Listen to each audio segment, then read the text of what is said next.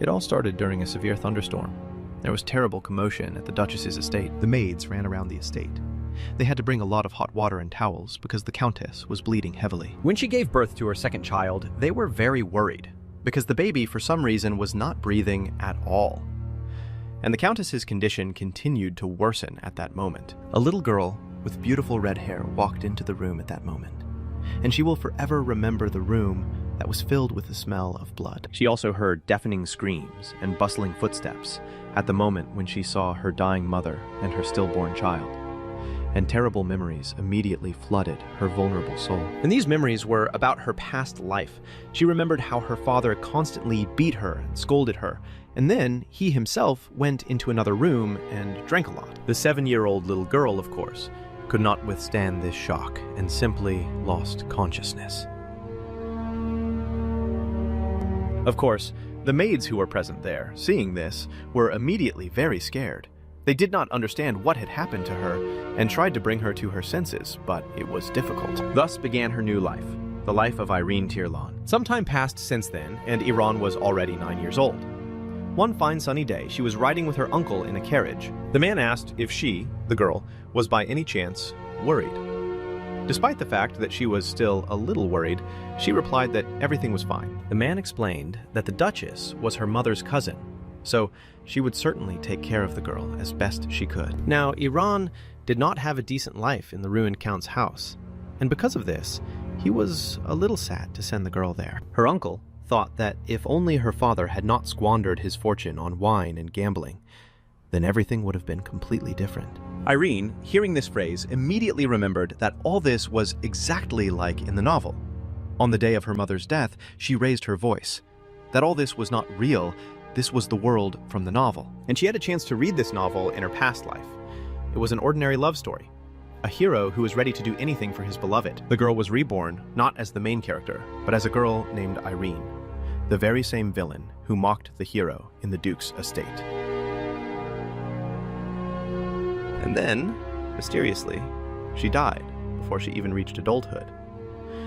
Ren from the book was frighteningly similar to the girl's previous life. This similarity especially alarmed her when she began to remember more and more moments from her previous life. Devastation, cold and hunger, all this awaited her now, too. It's true that now that she was reborn and found herself in Ren's body, she had food at least once a day. She really believed that she could cope with all this, but it turned out that there was something much more terrible than hunger.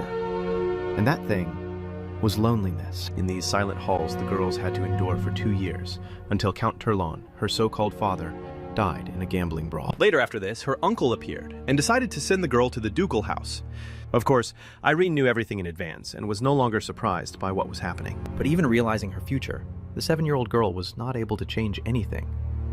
Therefore, she simply had to obey what the adults told her. So she ended up in this carriage that was taking her to real death. In any case, Irene at least hoped that there would be warm food and a room in the duchy. But she soon realized that she had better not console herself with these empty hopes. It was all useless. She was not the villain from the book, and if she was careful, the Duchess certainly should not have been disappointed in her. And the future hero definitely shouldn't hate Irene. She believed that, perhaps, if she behaved completely differently from the original character, her fate could change. Well, the girl still didn't know what to expect, so she didn't even console herself with such hopes, but simply waited for what awaited her ahead. After some time, they finally reached the desired estate. As soon as the Duchess of Leto Carlos saw the girl, she immediately realized that she was Vanessa's daughter. Irene looked at her with a slightly frightened look, but told the woman that everything was true when she saw Duchess Carlos. She now understood what she was like in reality. But Summer, looking at her red hair, the girl suddenly grimaced.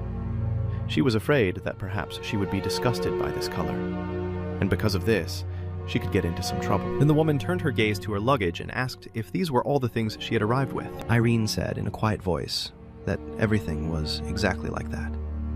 Then the woman turned away from her and replied that she did not have children, and she needed guardianship, and she was ready to take care of the girl so that she would not need anything. However, she had one condition. The woman asked Irene not to cause trouble for Carlos' house. The little girl immediately bowed, thanked her ladyship for this favor, and promised that she would not do anything like that. Then the woman, leaving, said that the maid would take her to a new room. She needed to rest properly, since the journey was not short. When Irene heard all this, she was sincerely shocked. She did not expect that the girl would turn out to be colder than she had assumed. A young and beautiful maid accompanied the mistress to her room. She said that if she needed anything, she could only call her, and everything would be done. Irene, seeing the room in which she was now supposed to live, was amazed. Because after the previous conditions, this room turned out to be a real paradise for her. There was a lot of space there, and it was not just a guest room. She realized that the Duke's direct heirs probably lived in this place. Now the girl understood why that original Irene behaved so carelessly. It was very easy for us to succumb to temptation. In fact, a normal aristocrat, starved for wealth, suddenly received all this wealth, and of course she imagined herself to be the mistress of this house.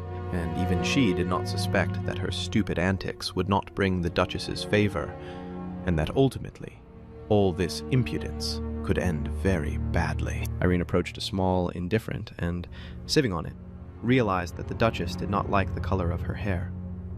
She thought about what she could do about it. The girls certainly didn't want her to get angry with her, so she tied her hair in a braid and assumed that she would always have to style it neatly so that it wouldn't become a new irritant. Carlos shouldn't be given any reason to be dissatisfied. If she's careful, at least they won't hate her. Then Irene went to the mirror and looked there and thought about whether such little things could really change her sad fate. I even know the plot of the whole book. She was still absolutely powerless to change anything. She could not avoid moving even to the Duke's house. Therefore, Irene had no idea whether she could now, by just slightly adjusting her behavior, break the predetermined future. And most importantly, is she confident that under any circumstances, she will be able to refrain from the stupid things that the original girl did? All this was very upsetting for Irene. But then suddenly, a maid knocked on her door. She said that it was time for dinner, so it was necessary to escort her to the dining room. The girl immediately stood up from her seat and said that she was ready, after which she went there with the maid. When the Duke entered the dining room, Irene was already sitting in her place. She understood that she needed to show politeness according to the rules of etiquette. Therefore, rising from her place, she approached him and, bowing, said her name. When she was about to say where the man came from and understood everything, he said that she was an emaciated 9-year-old girl. Since they took her under their guardianship, from that moment on, she was now part of the Carlos family. This man's name was Ampere Casaros. He said that she would receive all the privileges of their house, but she should not even think of forgetting her responsibilities in the process. The girl curtsied and immediately thanked him. The man simply ignored it and walked past, sitting down at his place and telling them to start dinner. By that time, the Duchess had already come down, and they all began their meal in complete silence. In fact, Irene expected something similar from a military leader who earned his title on the battlefield. He pressed her with authority. So much so that she even found it hard to breathe at some moments. She seriously doubted that she would be able to really find some common language with him. Ultimately, that same evening, the girl fell ill with indigestion. However, when the seasons changed and winter arrived, Irene, very quietly but completely, got used to this quiet life. To her initial apprehension, everything the Duchess gave her, food, clothing, and the same everyday things, all seemed incredibly luxurious to her, something she couldn't even dream of in her past life, or in this one. So Iran couldn't believe that she really had to wear something like that. After some time had passed since her death, the Duchess also decided to hire a special tutor for her. When the Duchess saw the surprised expression on the girl's face, she immediately asked if she didn't like studying. She replied that it was all simply not like that. She simply did not expect that she would be given such a wonderful opportunity. Leto explained that as a ward of the ducal house, she had to receive a proper education and manners, so it was her responsibility. The girl said that she would make every effort, but she herself remembered that in her past life, she had been rather mediocre in her studies. Therefore, Irene suggested that perhaps if she showed good results now, the woman would be able to praise her at least a little and would not be so disappointed in her. She was so carried away by this peaceful life that she even completely forgot about the main character who was supposed to appear soon. One evening, the girl accidentally dropped a cup and immediately began to pick up the pieces. But her personal maid ran up to her. She asked the young lady to let her clean it up. She shouldn't have done it herself. Her name was Lithia. The girl asked her for forgiveness. She said that she did it simply out of habit. After all, she had long ago become accustomed to actually doing everything on her own. Then, suddenly, Irene heard some noise coming from the closed door and immediately became interested in what was happening there. When she looked out, she saw that many butlers were running past. They had to urgently tell something to the master and the Duchess. The girl realized that some guest had probably come to visit them. However, she had not heard that anyone was supposed to arrive, and because of this, she became a little wary. When she went out onto the veranda and looked down, she saw a boy with dark blue hair there. The girl immediately recognized him. This boy had the same golden eyes as the Duke, but there was a daring glint in him, and at that moment, she realized everything perfectly. And all because it was Anton Carlos, the main character of this novel, who was supposed to lead the villain to her death. In other words, Anton was Irene's killer. Therefore, when the girl saw him, she was scared, but what alarmed her most was the fact that the wheel of fate, albeit slowly, but inexorably, made its move. In fact, this boy was the illegitimate son of Duke Carlos, and it was with these lines that the novel began. His real mother was a commoner. However, immediately after giving birth, the mysterious one disappeared, along with Anton. And 7 years later, he returned alone to the Duke's house. And that day finally came, and Ren was incredibly scared. After he entered the estate and stood in front of one of the paintings looking at them, the girl decided to come to him to say hello. She tried to make a friendly appearance, approached Anton, smiled, and said hello to the boy. The guy turned sharply towards her and looked at her with a stern gaze, but didn't even say anything in response. The girl, in turn, said her name, and also that she was a distant relative of the Duchess, and lived in this place under her care. Irene was really very scared to even talk to him. However, she knew that if she was kind to him, then perhaps fate could at least change a little for the better. She also really hoped that he wouldn't be able to notice the fear she felt in her voice. She decided to ease the tense situation a little, so she said that the man in the portrait is the head of this house. He earned his title on the battlefield and raised the mouth of Carlos. She said that he was revered throughout the entire duchy. Some say that he had been looking for Anton all these years. She was sure that he would be incredibly happy to see him again. But the boy suddenly said, in a very rude voice, it was all nonsense. He replied that he was not looking for him, but for a replacement for himself. That is, an heir. Then Anton suddenly asked. Maybe he looked like a fool to her who believes in terrible children's fairy tales about a loving father, because this was not true at all. When Irene heard all this, she was very shocked. He was just a small child and thought so cynically. She was even afraid to imagine what he had gone through over all his years, since he had already spoken like that. In the novel, Anton really couldn't stand even the mention of his mother. Now she understood why. It was enough to just look at him for everything to become clear. Children who have experienced cruelty from their families always feel rejected by the world. And Irene knew this no less than this boy. Therefore, they had something in common. She still decided to establish contact with him and make sure that he did not lose faith in the Duke. She said that he was a strict man, but still fair. If he needed an heir, the Duke could have had a child with his new wife, or chosen someone from his relatives. However, he did not give up, and continued his search all this time. She smiled and asked Anton if he thought that this meant that for the Ampere, the boy was something more than just the heir of his family. The guy, having heard this theory, was of course a little surprised, because he had not considered the current situation in this light. When the Duke returned back to the estate, he went into the room where the children were. They continued to stand near the painting and look at it. The first thing Ampere did was approach his son, and for some time just silently looked at him. Irene was very surprised that he showed up without even taking off his cape. This was very strange. He didn't even shake the snow off his back.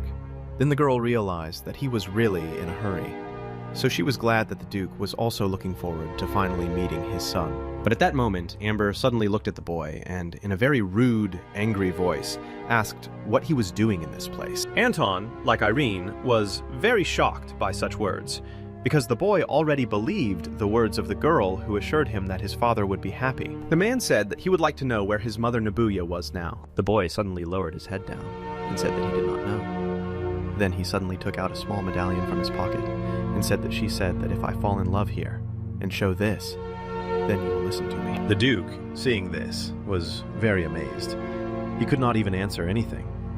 At that moment, the Duchess of Summer appeared behind them. She saw the necklace of harmony and immediately understood everything. It was that very gift from his lordship to that woman that she was happy that the relic of the House of Carlos had finally returned. The man, meanwhile, took the medallion in his hands and began to examine it. Then he suddenly laid it in his fist and said that first it was necessary to make sure of its authenticity. In the meantime, he asked the maids to prepare a room for the boy. Anton suddenly looked in surprise at Summer, who was supposed to be leading all these preparations, and asked why this was necessary. The woman came closer to him and said that it was all about the necklace. She didn't understand. Wasn't it obvious? She looked him straight in the eyes and said that he had the same golden eyes as Carlos. After Summer stopped looking at him, she turned to Pavel and asked the butler to escort the young master to the best room on the 4th floor of the main wing. Having bowed, the man was immediately about to do so, but the Duke, who was still standing there at the time, was very surprised when he heard about the 4th floor. He asked why she couldn't send him to the room on the 3rd floor, but Summer, smiling, replied that she had already told him that she had given her to the Russian Federation. She assumed that the man simply didn't hear, and therefore didn't remember. She explained that she was very sorry for such a room to be empty, so she put the girl there, thinking that it would be the right thing to do. When Irene saw the Duke's angry look, she was shocked. She could not believe that the Duchess had given her that very room. In fact, it was the room that the Duke kept especially for his son all this time in the novel. It was said so by order of the Duke. The room was furnished with expensive furniture and kept in perfect order until the return of the heir. Now she understood why there was only a new dressing table there, because in a boy's room, there would definitely not be something like that. It was the only thing that had appeared there in a long time. Summer continued to explain her position. She said that she believed that it was definitely not appropriate for a young maiden and a young gentleman to live on the same floor. For Mr. Anton, the 4th floor was more appropriate. There were spacious chambers there, not inferior even to the 3rd floor. The Duke pondered this for a while, but then, as he was leaving, he agreed with the woman and said that he could rely entirely on her opinion in matters of the children's placement. At that moment, Irene realized that her entire plan had collapsed. All this time, she had not wanted to disturb anyone, but her very presence had become the cause of discord in this house. But then Anton suddenly turned to her, seeing her frightened face, and asked if she really believed that the Duke was glad to see him. The girl didn't even know what to answer to this. Plus, her plan simply fell apart in an instant. But Anton, turning around, suddenly said that she probably couldn't help but notice that this man didn't even ask his name, so everything she said was complete nonsense. He sighed heavily and said that it was precisely because of this that he could not stand red-haired girls. The boy even grimaced just looking at her. At that moment, Irene realized that looking at her hair, he saw his mother. Because of this, Anton was very angry and told her to stop pestering him and leave him alone. He no longer needed her advice or help. That evening, the girl had a terrible nightmare. Everyone got angry at her, shouted at her, and even someone hit her. She also saw a red-haired woman in her dream. Anton kept accusing the girl of looking like her. Irene woke up in the middle of the night, choking on her tears. She brought her breathing back to normal and realized that she had again had that disgusting dream that she had seen more than once. Ever since Anton Nightmare appeared, he began to visit her more and more often.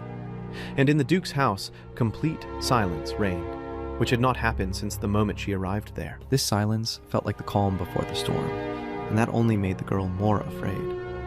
She didn't know what to expect. When Irene was walking along the corridors heading to her room, she saw a maid who immediately ran up to Lydia and saw that she was carrying several books. The girl smiled and said that she had probably carried these books to her room and asked her to give them to her because she could have carried them herself. But the woman replied that she shouldn't have done that. They were quite heavy, so she was going to carry them calmly herself. Irene took the books from her and said that she could handle anything like that herself, so the maid didn't need to worry about it. The girl thanked her for her concern and ran into the room as quickly as possible so that Lydia would not take these books from her. She couldn't get used to the fact that she was being looked after in this place, so sometimes it was easier for her to just do everything herself. As she climbed the stairs, she thought that her Lydia was always busy, and if she could handle something on her own, then of course she would want to do so. But then suddenly, Anton started to come down to meet her.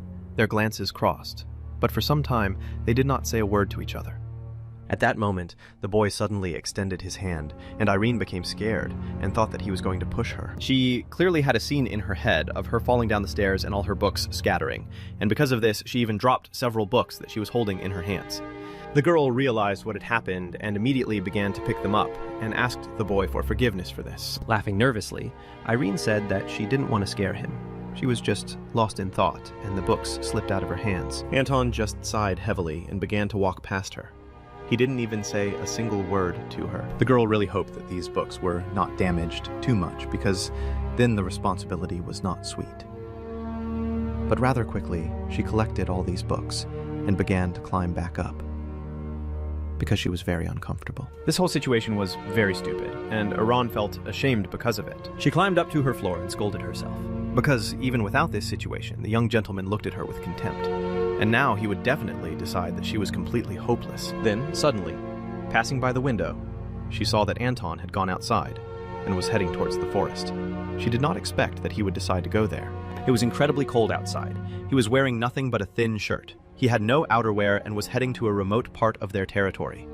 This made her very wary. She understood that at this rate he would simply catch a cold, but then she remembered his angry look and all the words he said to her and realized that she probably shouldn't even worry about it. In response, she would only receive more barbs, so she decided not to pay attention to it and went further to her room. At that time, Anton was already deep in the forest. There was snow on the ground and he was really very cold, but for some reason, he did not go back. After some time, he suddenly heard the girl's voice that sounded behind him. She said that it would soon be dark, so it was better for him to return home. When he turned his head back, he saw Irene. She put on a cape for herself and took it for him. The girl was breathing heavily because she was trying to run to him very quickly. The boy saw her and became very angry. He asked what she was doing in this place. Irene smiled and replied that it was still the territory of the duchy. However, if you don't know the way, you can easily get lost, so she was afraid for him. Anton, of course, was in the group again. He said that it didn't concern her at all, so he asked her again not to meddle in other people's business. The girl replied that she was simply worried about him and had no intention of making him angry, after which they simply stood in silence for a while. No matter how much she tried to convince herself not to pay attention to him, she still couldn't. This bone-chilling cold and loneliness were all too familiar to her. She knew better than anyone what it was like to be alone in such a couple, so she decided to lend him a helping hand, because no one had ever done anything like that to her. Irene gave him a cape and said that he would get very cold in such clothes. She did not have time to take anything warmer. However, she decided that this could at least warm him up a little. She smiled and said that he could ignore it and even continue walking if he wanted, and then they could simply return together to the estate so that he really wouldn't get lost along the way. At that moment, Anton suddenly smiled maliciously. He came closer to her and said that she was trying too hard. She pretended to be such a kind adult in his opinion. She courted the whole mansion, even fawned over the maids. He asked if she really liked feeling superior to others, playing the benefactress in this way. He suddenly grimaced and said, "Your fake expression just makes me sick." It was very painful for Irene to hear all these words. The boy simply turned around and started to leave. He didn't even take his cape. Of course, she really always liked to smile at everyone, because in her past life, she couldn't do this, so it was very unpleasant for her to hear his accusation. Then, Irene decided to take a different approach. She made a snowball out of snow and threw it right at the back of his head. The boy felt it immediately, turned around, shouted loudly at her, and asked what she was doing, and most importantly, why. She came closer to him and said that he was right. She had worried about him in vain, and now she even regrets that she went so far in such cold to him to give him a cape. She said that she didn't have that much time to think about him all the time. She gave him the cape and told him that he could do whatever he wanted and that she wouldn't worry anymore. Irene turned around and started to leave. She said that she was returning and that she couldn't get sick or cause inconvenience to others. And all because, unlike him, she could not do as she pleased. Anton, hearing all this, became very angry. He grabbed the cape in his hands and asked if she was really mocking him. After that, he took her hand and stopped her and asked how they were so different. The girl asked if it was true that he was the heir to the ducal house. Anton, hearing this, became even more angry. He did not understand what, in her opinion, could give him this title. The boy said that his father was not interested in him at all. The Duchess considered him a burden, and deep down, Irene despised him just as much. He was absolutely sure of it. The girl didn't answer anything to this. She only asked why he didn't leave if he was so sad about all of this. Anton had nothing to say to this. He himself didn't know why he didn't leave. In the end, sighing heavily, he said that she still wouldn't understand it. After all, she was born with a golden spoon in her mouth, so they were completely different.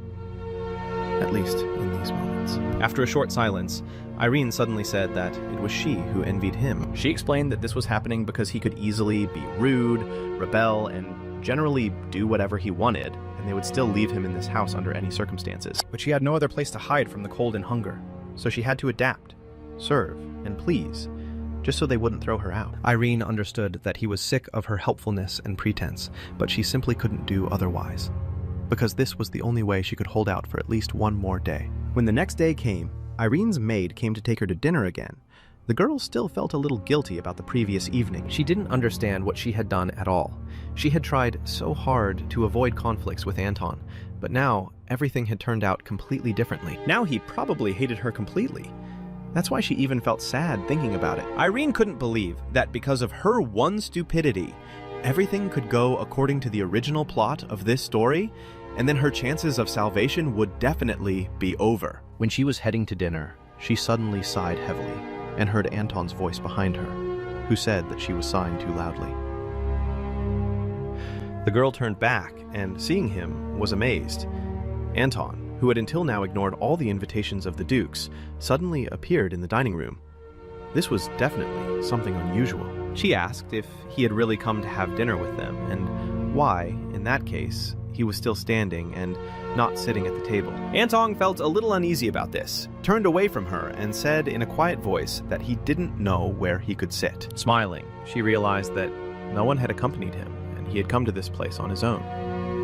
Of course, she helped him choose a place to sit. She was very happy with his behavior, and assumed that he was not angry about yesterday. Irene sat down opposite him, and said that his lordship and his wife would be arriving soon, and that they would be very glad to see him, so he didn't have to worry. But Anton still looked somehow dissatisfied and stern while they sat in silence. The girl felt how awkward it all was. She thought about what she could talk to him about. But soon the Duke and Duchess entered the room, and they did not have to talk. When the Duchess saw Anton, she suddenly saw that he had taken Irene's place, and told him about it in a very rude voice. She asked who allowed the boy to sit in that place. Anton himself was amazed. After all, it was the girl who sat him there, so he even thought that she did it on purpose, so that he would be scolded. The lady turned to the butler and asked who had escorted Mr. Anton to the dining room, before the man had time to answer. Irene suddenly screamed loudly and said that it was she. Lowering her head before the Duchess, she said that she herself gave up her seat to him. Anton, as the heir of this family, should sit in this place, so everything was fine. The Duke had already sat down at the dining table and simply suggested that they begin eating. He was not at all interested in such squabbles. Of course, the Duchess did not like this situation, but she overcame herself and sat down at the table. Irene then breathed a sigh of relief. She realized that in this place, she couldn't relax for a second, because everything could go wrong even after a small performance. After this dinner had passed in complete silence, the girl went back to her room. However, towards the evening, her stomach began to hurt again. All this happened because of constant tension. She hadn't had anything like this for a long time, so she decided to go down to get herself some soothing water. She was also going to take some medicine for herself so that it would help.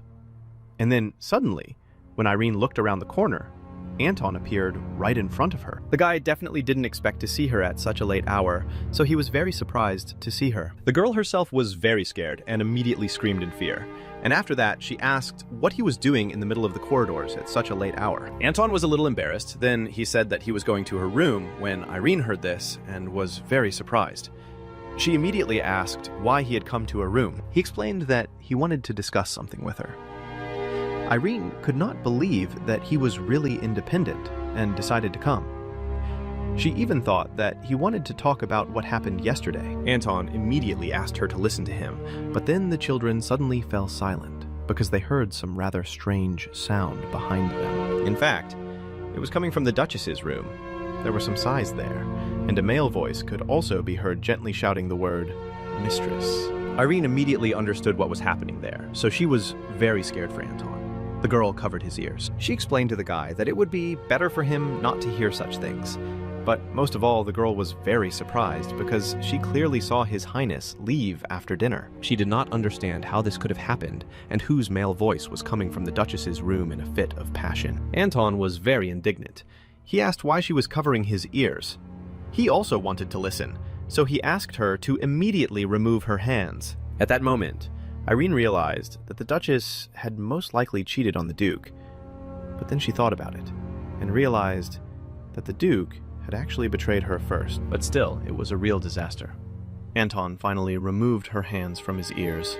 He shouted loudly at her and asked what she was doing. The girl quickly put her finger to her mouth and told him to be quiet. The guy was about to continue the scandal, but he didn't have time because a voice came from the Duchess's room asking if there was someone behind the door. Irene was very scared. She didn't know what to do. After all, if the Duchess decided that she was eavesdropping, she would definitely hate her. Anton, who was holding her hand, suddenly felt how much she began to shake. It was quite strange, and he did not understand why she suddenly began to worry so much. In the end, he took her hand a little more weakly, and looking straight into her eyes, asked her to stop trembling like an aspen leaf. He led her along, and said that they needed to leave because Irene was stressed. She nevertheless agreed and followed him. But at that moment, she felt very strange. After all, just yesterday she was afraid to even approach him. But now, next to him, she felt, on the contrary, very calm. And so, while the children were walking away from that room, they accidentally bumped into the Duke, who was walking towards them. She looked at the children in great surprise, because he certainly didn't expect to see them. For a while, they just stood and looked at each other. Irene herself was amazed. She did not understand what the Duke was doing in this place, since he had left. She had to behave calmly and not let on that something had happened. Therefore, the girl turned to the Duke and asked if he had really returned so quickly. Ampere replied that everything was exactly like that. His business had ended a little earlier, so he returned, but the man asked what they were doing in that place in the corridor at such a time. Irene quickly replied that she had just had a nightmare, and it was incredibly scary to be alone. Anton came by to console her a little, so that she wouldn't be so scared. Anton himself was very surprised by what she said, because nothing like that had happened. The Duke then came closer to his son and asked if this was really true. The boy understood that it would be best to agree, so he nodded his head in confirmation. Ampere replied that showing concern for an older sister is quite a brave act, so he even praised his son, saying that he was a good boy. The boy, hearing this, was amazed. His cheeks even turned red. He didn't expect to hear this from his father, who had ignored him all this time. However, the Ampere replied that he had acted like a true representative of the Carlos family, so he was truly glad that the boy had done so. When Irene heard that the gloomy Duke praised the boy, she was pleasantly surprised and understood that it was very good. The girl took Anton's hand and thought that perhaps this incident could bring them closer together. And this was very important. In the end, the man, having sorted everything out, said that since everything had calmed down, they should return to their rooms, and he needed to go to the summer. The girl, hearing this, immediately understood that this situation would not end well. It was impossible to allow him to return to his room. If he goes to the Duchess now, he will get her with her lover, and their union was already very fragile, so it will finally collapse after this. She assumed that she herself, as a relative of the Duchess, would be thrown out of the house without hesitation, so Irene had to act quickly. The girl ran after the gentleman, grabbed him by the sleeve, thereby stopping him, and asked him to listen to her. Ampere looked at her in surprise. After all, she had never shown such courage before. He was also interested in what she wanted to tell him. The girl herself was angry with herself. She didn't understand how she could stop him, and even called herself an idiot because she didn't understand why she did all this. In the end, you said, in a lying voice, that she was still afraid to return to her room. The Duke understood that he could not leave it all like this. Therefore, he turned to Pavel and asked him to bring 3 glasses of warm tea with milk into the living room. A warm drink always calms the mind, so he had to help. She explained that she would stay with them until they could finally return to bed. When the children heard this, they were incredibly surprised. It was clear that this was not the case with the Duke. After all, he had never behaved like this before. They assumed that, most likely, the Duke was even much kinder than they thought about him. So, the children agreed to this proposal, and together, they went to the living room. At the same time, the Duchess was not far from them. She nevertheless left the bedroom in order to check what the sounds were, And, seeing this whole situation, the woman suddenly frowned. When the next day came, Irene called Sagini, and from the very morning, the girl was very seriously worried about this. She didn't understand why she had to do this, and thought that perhaps she even suspected something about the previous night. In front of the door to the Duchess's office, she tried to calm herself down because she was very worried. But eventually, having gained the courage, she knocked and asked if she could come in. Such did not allow her to do this when Iran entered the room, then bowed and asked if she wanted to see her. But Summer immediately got down to business. She said that yesterday, she probably decided that she had done her a favor. However, her intervention was too unnecessary. The girl understood that now she would be scolded very harshly. She decided to pretend for a while as if she did not understand anything. But the Duchess looked at her and asked her what she thought she had done last night. Of course, Irene couldn't answer anything. It was too wrong. The Duchess would have guessed everything from her expression right away. She said that Irene turned out to be quite a smart girl. She knew that the girl was sensible beyond her years, but she didn't think that it could be to such an extent. The girl didn't answer anything. She was very ashamed. She just stood with her head down and couldn't even look at the Duchess. Summer replied that their house had been looking for a person for a long time. Her name was Niobe. The girl, hearing about this, was very shocked. She did not understand why this was happening at all. The Duchess said that she had been hiding all this time, and now suddenly decided to send only her son. She was sure that she had a hidden plan. As a Duchess, she did not dare to treat this lightly, because it could be very dangerous. Irene was shocked to hear this, but Summer explained that the man who was in her bedroom was hired to find Anton's mother. At that moment, the girl was in terrible shock. She could not believe that the Duchess was really going to find Anton's mother. That evening, the man told her that a red-haired woman whose description perfectly matched the wanted woman had recently been spotted near the duchy. However, as soon as they started pursuing her, she simply disappeared as if by magic. The Duchess sighed heavily and said that she had not allowed them to enter her chambers for such reports, and that in the middle of the night she had expected something more important. She even asked whether perhaps she should hand over this matter to other, more professional people. The man immediately became very scared. He screamed loudly and asked the lady to wait. He assumed that someone was hiding her, and that was why they were unable to find anything normally. Summer, hearing this, was a little surprised and immediately asked who could do this. When the man was about to answer her, they suddenly heard sounds coming from the corridor. The woman immediately realized that these were children's voices. She told the man that they would discuss this issue another time and said that their conversation was over. Now that the Duchess had told her the whole story, Irene realized that the male voice in the bedroom was a spy, and she thought absolutely terrible things. The Duchess asked if the girl really believed that she was the Duchess, Carlos could tarnish the honor of the family in such a way. Irene was incredibly ashamed that she thought so. The girl immediately screamed, saying that of course this was not true. But she herself could not understand how she could even imagine such a thing. Summer looked at her for a while, after which she suddenly said that the girl was not at all like her naive mother. She also suggested that she should hire additional mentors to ensure that such incidents never happen again. Irene, having heard about the mentors, immediately asked what it meant, and the Duchess, opening the curtains, explained it to her. She said that the girl would study the management of the duchy's affairs as her assistant. Irene certainly didn't expect this. She couldn't believe that someone would want to make her responsible for running the duchy. Soon after, the girls did hire additional teachers, and eventually a woman was also hired to teach her and Anton how to dance. They trained for the third time throughout the whole morning.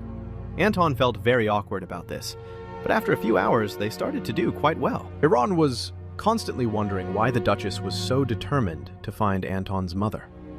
Niobe barely appeared in the original story, so it was strange. She appeared only when Anton had already completely grown up. When the girl thought that she suddenly stopped dancing, of course, the teacher got angry because of this. She told her to concentrate and not get distracted. Irene asked for forgiveness and said that she would continue. And some time passed from that moment, and finally, the teacher allowed them to take a short break. After all, the children were already tired. Anton, leaving the room, asked if she hadn't gotten enough sleep last night. The girls were very embarrassed, but she said that everything was exactly like that. All night, she was tormented by a bad feeling, and she did not understand what it was connected with. Because of this, she worried even more. Then, the girl suddenly remembered that last night, when they were accidentally caught by the Duke, he went to tell her something. so she now asked what it was. The boy replied that he wanted to talk to her about her place at the table. Irene smiled and asked if he was still worried about the Duchess's words, but she immediately said that he shouldn't have done that. Everything was fine. But the guy said that in fact that wasn't the issue then. She was even more surprised and immediately asked what the problem with her place was then. Anton replied that he didn't care about his status and that her sacrifice was of no use to him, so he didn't want her to give up her place to him. Irene replied that both that place at the table and her room on the 3rd floor were originally intended for him, so she simply could not accept all this, knowing that he had now returned. She said that he was the heir of the Carlos family, and that is why all these privileges were originally intended for him. But the boy suddenly became indignant and said that she should become the heir. Of course, Irene was very surprised to hear this, and told him that of course she could not do that. Anton then asked what the problem was. She was smart after all. There was no commoner blood in her veins. And besides, he didn't want her future to be ruined because of his position. She certainly didn't expect to hear this from him. At that moment, the girl even suggested that perhaps he was worried about her. She even had tears in her eyes when Anton saw this, and was very scared. He thought that he had even done something wrong, and asked why she suddenly started crying. Irene immediately smiled and said that he just said it so seriously. He didn't look like himself, and because of this, she was very surprised. The boy was even more surprised by this, but she explained that the Herzen title is not something that can be acquired through diligence or hard work. It is a huge responsibility, but also great power. So she explained that one day he would want something so much that the title would become the key to his goal, so he should never give it up. Soon, their break finally ended. The teacher came back and said that they should have continued until the end. Irene said that the boy should not refuse something so rashly. Then, they continued dancing, and Irene realized that before, he hated her with all his soul. But now, after some time, their relationship had changed significantly. She thought that perhaps the plot where Anton kills her had now also changed. At least, she really wanted to hope for it. And so, 2 years have passed since then. The girl worked diligently. At that time, Anton was already 9, and she was 11 years old. One fine sunny day, during one of their dance practices, the girl approached Anton and asked if he had forgotten that Baron Bond's family would be visiting them after lunch. The guy sighed heavily. He didn't understand what difference it made whether they came or not. He didn't care anyway. But Irene, smiling, asked if he understood that as the heir, it was his responsibility to greet them properly, especially if the visit was coming from a vassal house. The guy didn't like all of this. He considered it all a big hassle and didn't want to bother with all of this. But the girl, indignant, said that these families would become his support when he inherited the ducal title. Some say that the Baron's son would also arrive with them, so it would be nice to drink tea with them and make friends. Anton had no choice, so he listened to his sister, and when Baron Bonnet's son, his name was Ethan, appeared, they greeted him properly. After examining the mansion, he said that they had a rather majestic estate, a true home for such a noble family as theirs. Irene was a little worried. She did not understand why the boy had such a rude tone. She smiled and said that everything was really so.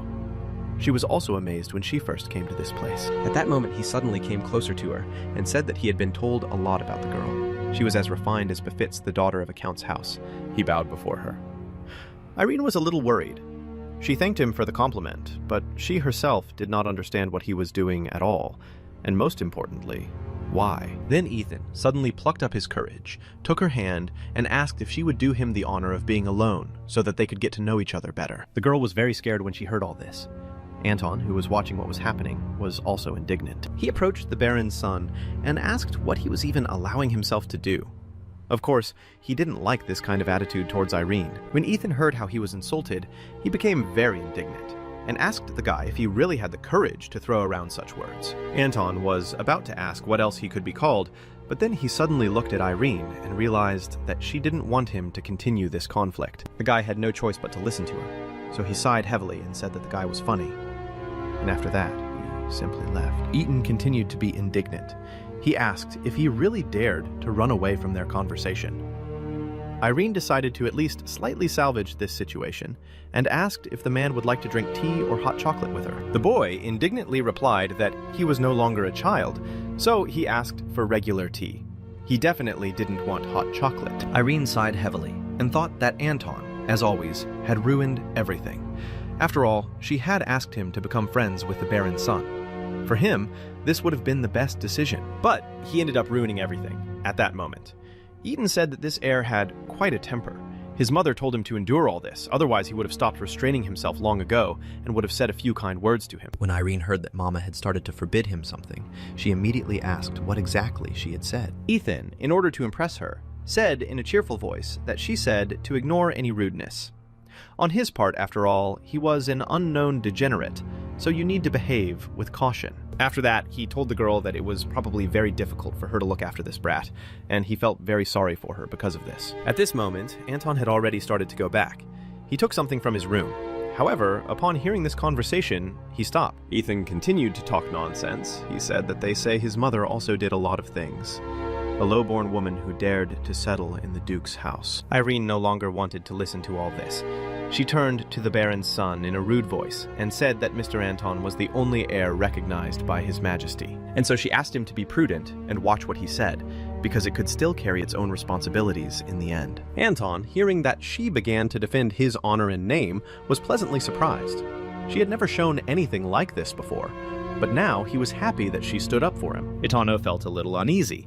He asked for forgiveness and said that he felt that the girl would be able to understand him, and because of this, he opened up a little. But he also said that, however, it didn't matter, because she would soon marry one of the vassals of the duchy, and most likely, just him. Irene was terribly shocked to hear this. She immediately asked where he got that from, but the boy explained that she was an orphan and had no close relatives left, and her fate depended on the will of the Duke and Duchess. Therefore, the best solution is to choose a family close to the court as her spouse, and, given her origin, their family is the most reasonable choice. He also added that becoming part of the Bones family would only benefit them, so he was quite confident that her guardians would make the right decision. Anton could no longer listen to all this. He suddenly, abruptly, risked the door and went inside. And Rin, seeing him, was very shocked. She understood that he had nothing good in his thoughts. The boy ignored her words. He immediately ran to Eaton and hit him right in the face. The girl tried to separate them. However, they were much stronger. Soon after this incident was over, all the parents were called. Of course, the Baron was very outraged. He could not believe that they did this to his son. The man started shouting. He said that even if they had a hot temper, this did not mean that they could resort to physical violence. Of course, the Duke turned to Anton and asked him to explain the whole situation, and, most importantly, why he did this. The boy was offended. He didn't say a single word, he just turned away from his father and looked somewhere to the side. Ampere. Of course, this really upset him. He turned to his son, calling him by his full name, and asked if he really hadn't heard him, since he didn't want to answer his question. The boy continued to remain silent. He didn't care what his father told him. He didn't want to say anything. To prevent Anton from feeling worse, Irene intervened in the conversation. She said that everything happened because he stood up for her. The Duke, hearing this, was very surprised, and immediately asked what they were talking about. The Duchess also became wary and did not raise the question of why it was necessary to stand up for the girl. Irene explained that Mr. Bonney had stated that since she was an orphan, the ducal house itself would find her a suitable groom, and made it clear that she would be married to him. Of course, Anton, hearing this, was furious. Although when they insulted him, he didn't even utter a word. He didn't care about it. But when it came to her, he couldn't stand it. The Duke then asked what exactly the insults directed at Anton were. He should have known this. The girl said that he called him an unknown degenerate, and even a scum. When Ethan's parents heard this, they were very surprised.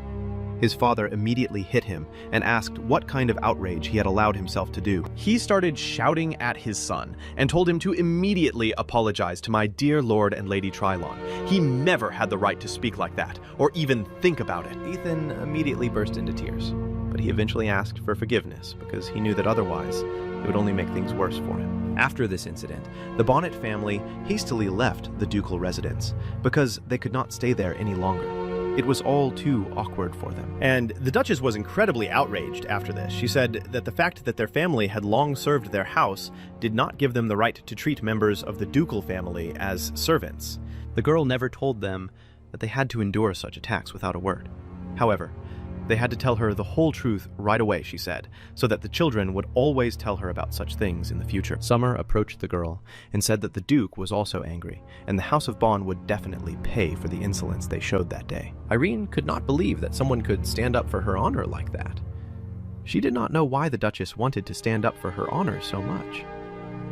However, Anton, who used Sira against the Baron, was very upset. The girl noticed this, so that evening she came to him, brought him dinner, and asked to be let in before they were noticed. In fact, he was punished for what he did, so the girl conspired with her maid and was able to bring him some food, because he was probably hungry. The boy immediately began to eat, after which she said that it was very good that the Duke did not recognize her, and the Duchess allowed her not to go to dinner as punishment. At that moment, Anton suddenly asked her if she really wasn't angry at all after what he said. Smiling, the girl said that, in fact, it was even a little ridiculous and cute. When the boy heard that she called him cute, he got angry again, but she laughed and said that it was not at all in the sense that he thought. Then she decided to explain everything to him, so that he would not attack anyone again. Irene found him sweet in his simplicity. He was like an open book. The girl said that adult aristocrats are much worse. They whisper behind your back and spread dirty rumors. But he acted completely differently. He said everything, straight to your face. At that moment, she removed the crumb from Anton's face, who still hated these vile aristocrats and everyone who offended him and Irene. The girl smiled happily and thanked him for standing up for her. It was very thoughtful on his part, and really important. The guy was very embarrassed when he heard this. His cheeks immediately turned red. He couldn't even look her in the eyes, so he quickly turned away. When Irene noticed that his cheeks were very red, she immediately asked if everything was okay with him. She was even afraid that he might have a temperature, so she touched his forehead to check it, because it could really be very serious. The boy was even more worried about this. He quickly pushed her away from him and asked her to leave him alone. Irene was very surprised. She didn't understand why he was so angry at her, since she hadn't done anything wrong. But Anton said that he was already very sleepy, so he asked her to go to her room. Then the girl looked at her watch and realized that it was really quite late. She took the empty plate and began to leave. Before leaving, she told him not to think about skipping classes tomorrow, because everything would be even worse. He would do better to follow the rules, at least in such moments. But Anton, indignant, said that he would rather get some sleep than waste time on such nonsense. Hearing this, Irene became very indignant. She suddenly stopped and said that he was at it again, and asked if he really intended to continue to get into a fight and be punished for the slightest offense. She warned him that he was growing up and it was time to realize his situation and come to terms with it, rather than try to resist, because it wouldn't help anyway. Anton sighed heavily and asked if he would attend the lesson, then she would not marry this nanny. Irene certainly didn't expect to hear this. The boy repeated his question again, and she replied that, of course, she didn't know what would happen next. Of course, it was not she who decided, but the Duke and Duchess Anton, who, upon hearing this, was very indignant. He asked why they should decide her fate instead of her. The girl explained that this was all because she was under the care of their home, and was obliged to obey those who took care of her. She said that at the moment, they were the ones who managed Carlos's house. This means that if they decide that she should become part of the Baron's family, then she will simply have to marry him, whether she wants it or not. She said goodnight to Anton, and then left. 2 years ago, when his mother brought the boy to this estate, she said that this was the place where he was born. Of course, Carlos's first impression of the estate was that it was incredibly large, and we couldn't even believe that ordinary people could live there. Mom then gave him that decoration and told him to show it to those who lived in this house, and they would immediately understand who he was. And then, step by step, he had to take back what was rightfully his. Then she would return when the right time finally came. Then his mother smiled maliciously and said that when that time comes, they will not begin to take revenge on those who tried to use her. The woman asked if he would do this for his poor and unhappy mother. Of course, Anton, upon hearing this, was shocked, because he understood that the woman herself was trying to use him. Now that several years have passed and he has grown up, he realized that earlier he thought that if he was kicked out of the duchy, it would be at least a small consolation to see how angry his mother would be. But now he didn't care about it, because he had something important in this place, and it was Irene. So while she was there, he was ready to become anyone, even a duke, for her sake. But at the same time, the guy was not going to let anyone take away from him what was dear to his heart. That evening, the boy came to Irene's room. He abruptly opened the door and said that he needed to have a serious talk with her. At the same time, she was sitting at the dressing table and combing her beautiful long locks. As soon as Anton saw her, he was so amazed by this beauty that he even froze in place. The girl was so scared when she saw him that she even dropped the comb from her hands. She asked in a sharp voice why he didn't knock. Irene explained that she was already getting ready for bed, so she let her hair down. And now, because of him, she would have to do everything again.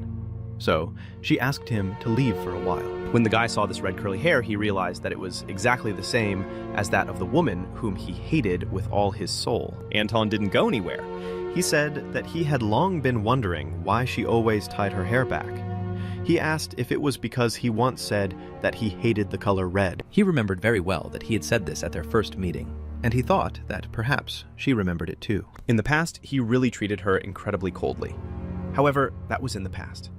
Now, he has radically changed his attitude towards Irene. When the girl was about to say something, Anton warned her that she didn't have to remove them in front of him. He wasn't at all disgusted by her hair color. The girl, hearing this, was very surprised, and immediately said that he had said those words back then, and that was why she thought so. Anton replied that he definitely couldn't stand other red-haired people, but the girl was not the person he hated. Of course, he said so at their first meeting because they reminded her of his mother, the one who gave birth to him.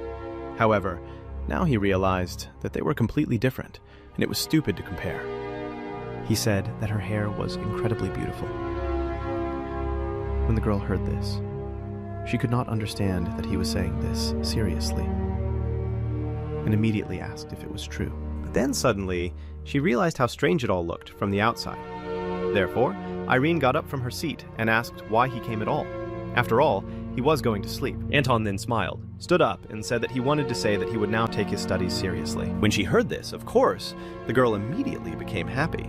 She asked if this was really true, and also added that he finally understood how important it was, and that it was wonderful. Anton agreed with her and said that, as she had said, he needed to understand his situation, and that he had found in this place something that he wanted to protect at any cost. So his motivation had increased. When Irene heard this, she was a little surprised, but there was confidence in the boy's eyes. He never intended to let anyone take her away from him. And from that very day, Anton really began to study much more diligently. This immediately became noticeable. And now, 3 years have passed since that moment. And for Irene, it felt like in one moment, the lady was already quite big, and she turned 14 years old. One beautiful sunny day, the girl went outside because there was a wonderful autumn breeze, and she wanted to take a little walk. However, she was interrupted from her thoughts by a maid who was looking for her mistress. Lydia said that her teacher's geography lesson was canceled that day, and she had very urgent things to do. Therefore, she had some free time. The girl was a little surprised when she heard about this. However, she thanked her for telling her. But then suddenly the maid gave her a compliment. She called Irene incredible. She said that in some noble families, girls don't even touch geography books, but she was completely different. In fact, this was really true. If trouble happened, knowledge would help her survive. And that is why she tried so hard to remember all the information. All these years, she was given the same knowledge as the direct heir. The Duchess personally taught Irene absolutely everything that a noble lady should know, for which she was very grateful. This idol is not eternal before the force of the plot. In the original story, Irene does not even live to adulthood, so the girl understood that she did not have as much time left as she would have liked. Of course, now she and Anton were quite close. However, she could not be sure of her future. She did not know what would happen next. If Irene wanted to survive, she would have to leave this place. So she had to be prepared for the life that would await her outside the estate.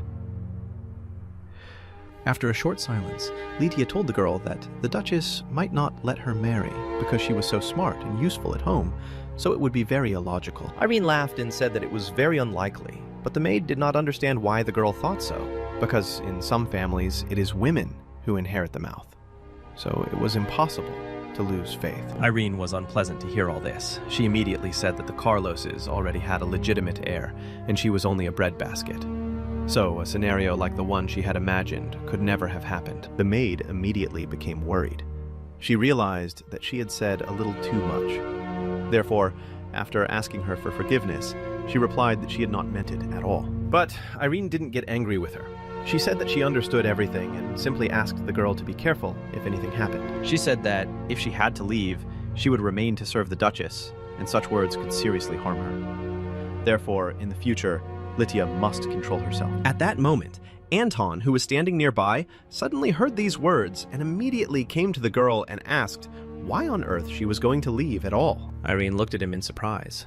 She didn't think that he would be next to her after his training, because usually he went straight to the estate. Irene decided to change the subject of the conversation in order to avoid answering his question, and asked if he had already finished his fencing lessons for the day. The boy got very angry and started yelling at him. His cheeks turned red with anger. He told her not to avoid answering under any circumstances. At that moment, he even came closer to her and asked if she really was going to leave this house. Irene turned to her maid and asked her to go ahead and she would come to her soon. She did not want the maid to hear this whole conversation. When Lytia had gone far enough, Irene turned to him and told him that he needed to work on his emotional control. She explained that it was not proper for the future Duke to flare up like that and show his weaknesses, but Anton ignored her words. He wanted to hear an answer to his question. That's why the guy again asked in a serious voice if it was the Duchess who ordered her to leave this place. The girl said with difficulty that he should definitely learn to choose the right words, just like she did in the end. The girl said with difficulty that in a few years, she should debut in high society. She couldn't rely on the Duke's goodwill all her life. She needed to prepare for an independent life as well. When Anton heard all this, he became even more angry. He asked, did this really mean that she was already preparing to leave? At that moment, he took her hand because the girl reached out to wipe the sweat from his face, but the boy did not allow her to do so. But Irene said that everything was really like that. She was just a guest in this house. Therefore, sooner or later, she had to leave anyway, and the girl thought that it was best to do this prepared. After that, she still wiped it off his face. Anton was so shocked that for some time he couldn't even say a word. And when he was about to answer something, you didn't have time because suddenly, several guys about his age approached him from behind. One of them came closer to him and said that he was very glad that they finally found him. The girl was surprised to see them, because she didn't know who they were. The red-haired guy looked at Anton and immediately saw how he became shy because they all paid attention to the girl who was standing next to him. The guy understood that it was impolite to just stand and look at her, so he bowed, greeted the girl, and introduced himself. His name was David. He and Anton were fencing. Irina greeted him and said that she was very pleased to meet him. She also said that she was from the Bowen house. In fact, she knew David. He was the son of one of the vassal families. This meant that he was a rather influential boy. David smiled and asked if it was true that the girl was Anton's sister. He also added that now he understood why he never said anything about her. The guy said that if he had such a beautiful sister like Ren, he would also hide her from everyone. The girl smiled. She thought that this guy was quite nice and thanked him for the compliment. But then Anton suddenly became very rude and immediately asked what sister meant. David, seeing his angry expression, immediately became scared and realized that he had done something wrong, but he did not understand why. But then Anton suddenly turned to Irene and asked why she hadn't corrected him, since she was still just a guest in this house, as she had told him just a few minutes ago. The girl was very scared. She had never seen him in such a state. It seemed to her that he was even ready to scream in anger. David tried to calm him down. He put his hand on the guy's shoulder and told him to think about what he was talking about.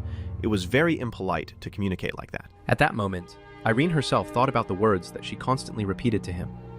However, she did not understand why this time everything seemed completely different. Finally, after a short silence, she said that she was older after all, so she was like a sister to him, even if they were not related by blood.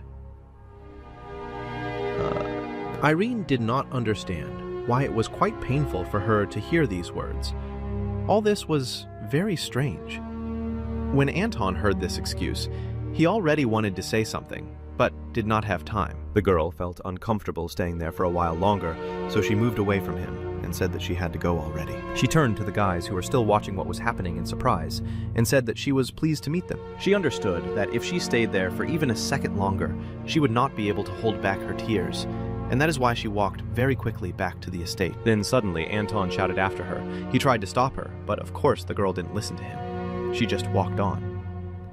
Irene told herself that she shouldn't have cried. He simply told the truth, that's all. She shouldn't have been offended by it. In the end, the guy was able to catch up with her. He turned to the girl and asked her to stop. Irene was finally able to hold back her tears. She stopped but she was still quite a distance away from him. The girl put on a fake smile, which was very difficult for her. He immediately asked why she did this and left so quickly, but Irene apologized and said that it was certainly rude on her part, and she was very sorry that she put him in such an awkward position. The girl also said that in the future she would be careful not to disgrace the name of the house.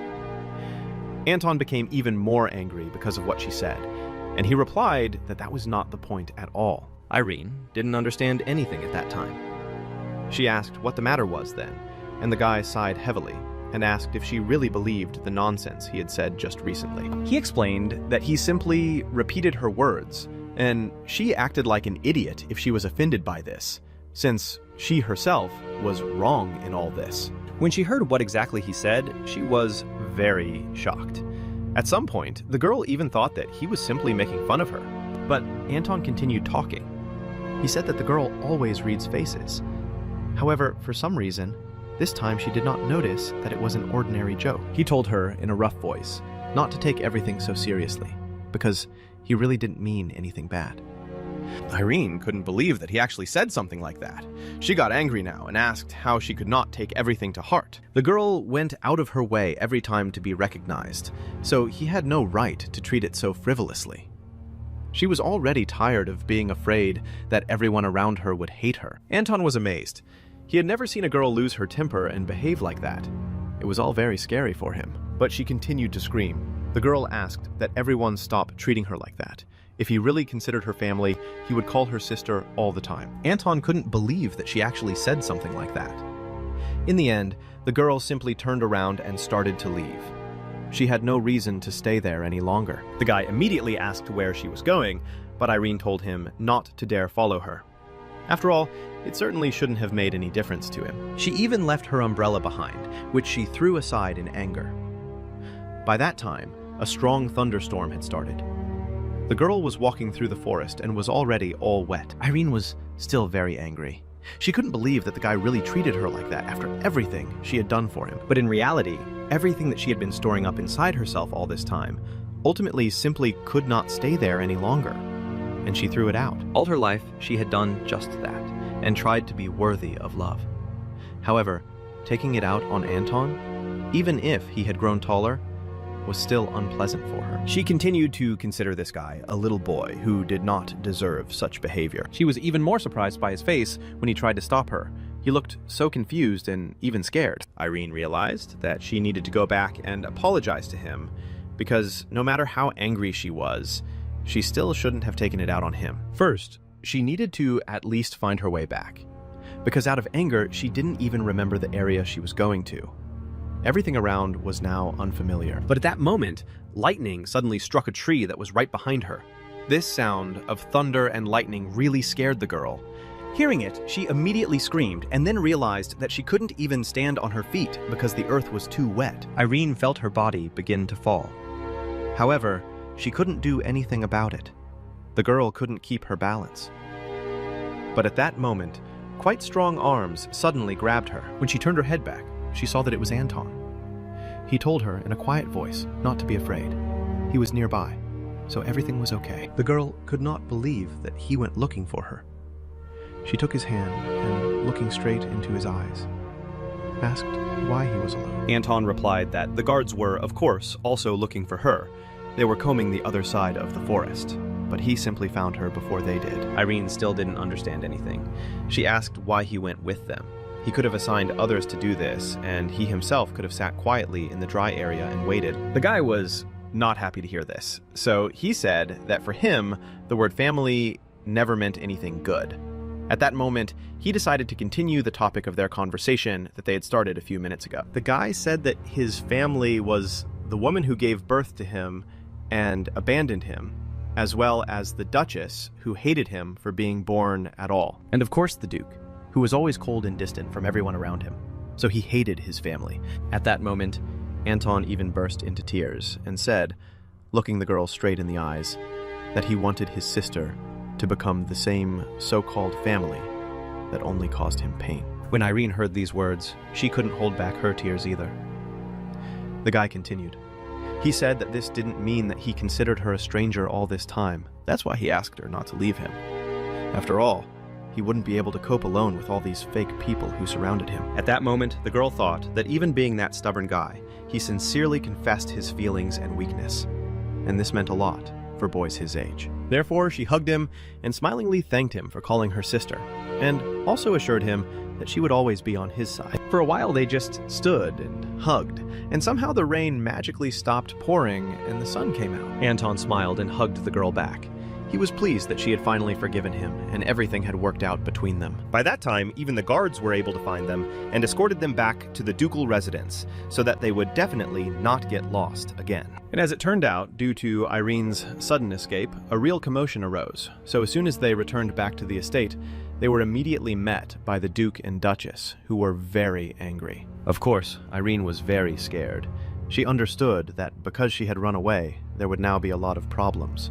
And therefore she was afraid that she wouldn't even be able to collect her things before they kicked her out. But the Duke turned to the girl in a rough voice and asked what had awakened her to such a reckless escape. She lowered her head and thought about the fact that they were definitely disappointed in her, so she needed to somehow correct this situation. The girl continued to hold Anton's hand. She was thinking about what she should answer them. The guy noticed how much she began to worry because her hand suddenly began to tremble. Therefore, he decided to answer for everything for her. Anton stepped forward and said that it was his fault that she left. He dared to call his sister an ordinary guest in their house, and because of this, of course, she was offended and had every right to be. When Irene saw that he decided to stand up for her, knowing that the punishment could be severe, the girl immediately screamed and said that it was not true. He was only stating a fact. The Duke and Duchess, hearing all this, interrupted the girl. Ampere said that, whatever the reasons, a complacent departure from the residence is completely unacceptable. Half of the guards were combing the forest in a very heavy downpour. Moreover, she made the family worry. So he thinks that the girl should seriously think about her behavior. Irene, as soon as she heard that he called them a family, was very shocked. This had never happened before, so it was very surprising for her. But the Duke said that responsibility for her upbringing lay with the Duchess, and it was she who would, of course, determine the punishment for the girl for such a smug act. The Duchess of Summer looked at the girl with a very disappointed look. For a while, she was simply silent and thought about this whole situation. And finally, having decided on the punishment, she said that Irene would be under house arrest for a week. This also concerned Anton, since there were two people to blame for this situation. After that, she said that now they needed to immediately take a hot bath and drink warm soup before bed, because the last thing they needed was to catch a cold. After that, the two of them turned around and went into the office, and the children stood for a while and watched in surprise at everything that was happening. They certainly didn't expect this. Irene expected some incredibly severe punishment, perhaps even expulsion from the estate. But fortunately, this time everything worked out. Lydia came up to her and told the lady that they had to go already, because the bath was ready. Iran went after her, and thought to herself that perhaps they were so disappointed that they didn't even see the point in counting her. But at that moment, the girl was suddenly stopped by Anton's hand. He told her not to think about herself there, but to just take a warm bath and have a good rest. When she heard these words, her heart melted. The girl smiled, thanked him for everything, and also asked that as soon as he warmed up, he too go to bed and rest. After this, their hands separated, and the girl and the maid went to the bathroom. Anton stood there for a while after that, watching her. And he himself thought about the fact that it was quite pleasant for him to call the girl his sister. When Irene took a bath, she returned to her room where the fireplace was already warmed up. She combed her hair and thought about what had happened that day. But then, suddenly someone knocked on her room door. She immediately thought that it was her maid, Liddy, and asked if it was true. But the girl was mistaken because after knocking, the door opened, and the Duchess entered. Of course, Irene was very scared. She suddenly stood up, and seeing the Duchess, even knocked over the small chair she was sitting on. Summer turned to the girl and asked why she was so scared when she saw her. It was a really strange reaction. She asked her for forgiveness, and said that she did not expect that it was the Duchess, because she even knocked on the room. But she did not need to do this at all, because this is her estate. The girl herself thought that she was probably still angry with her, so she came to scold her, or even worsen her punishment. Then suddenly Irene remembered that she had her hair down, and the girl panicked because of this. She turned to the Duchess and asked her for forgiveness, The girl said that she would immediately take her hair back and braid it as usual. At that moment, Summer came closer to her and asked in a quiet voice why she was always so scared when she was near her. She asked if she had given any reason for Irene to be so afraid of her, because if so, she was very sorry. After a short silence, Irene finally decided to explain everything to her. She said that she simply really didn't want the lady to hate her. Even if she didn't live up to her expectations, the girl didn't want her mistress to regret taking her under her wing. And that's precisely why she treated her that way. Of course, Irene knew that these words would most likely only make her more angry. However, for some reason, she couldn't help but feel that she had to say it right now. Summer was silent for a while.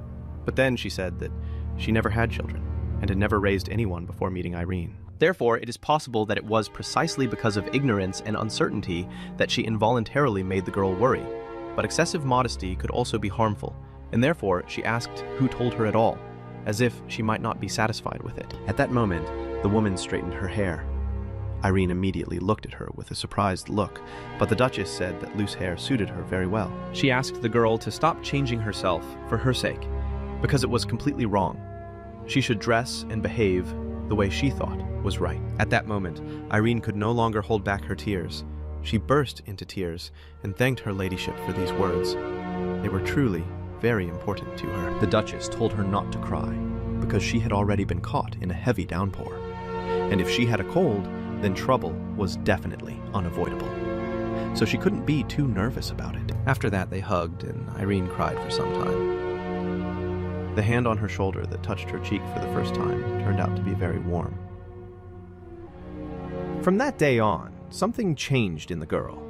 She no longer braided her hair or hid it behind a tightly tied braid. Anton now openly cared about her. He didn't care at all about any conventions. He showed this care to the girl as he wanted. Even the Duchess began to show concern in her own way when Anton suggested that his sister try the steak they had cooked for dinner. The Duchess said that given Irene's weak stomach, she shouldn't have eaten such fatty foods. Anton pointed to another dish and asked if he could share it with his sister. Leto replied that she would also feel heavy from this meat and would not be able to sleep at night. But fish with vegetables would be much easier to digest, so this was the best solution for her. At this point, the Duke wipes his mouth and says that if she eats everything they offer her, she will collapse from stomach pain, because it is definitely more than her daily allowance. When Irene heard all this, she immediately laughed. She was no longer even afraid to show such emotions. The girl even felt pleased to smile and laugh in front of her new family. But she didn't understand at all why she hadn't noticed all this before. They wouldn't scold her or drive her away, even if she laughed out loud. No one would judge her for it. The ducal house had long ago accepted her into its family. Not as a villain from a novel, but as a member of this family. But she still could not believe it.